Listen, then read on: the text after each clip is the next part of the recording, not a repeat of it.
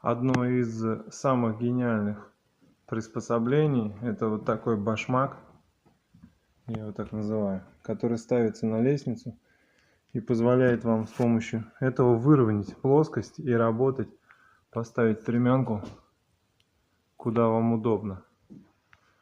Также этот башмак очень полезен при работе на крыше, то есть вы ставите спокойно его рядом и встаете на него, он никуда не скользит, никуда не падает. Также он используется для фиксирования лестницы, чтобы она не поехала, то есть подставляется с этой стороны. Если вы стоите на прямой плоскости, вы его подставляете сзади, чтобы стремянка не поехала назад. Очень полезная вещь, которая, я думаю, спасла немало жизней, ног и рук строителей. Вот такой вот каблучок.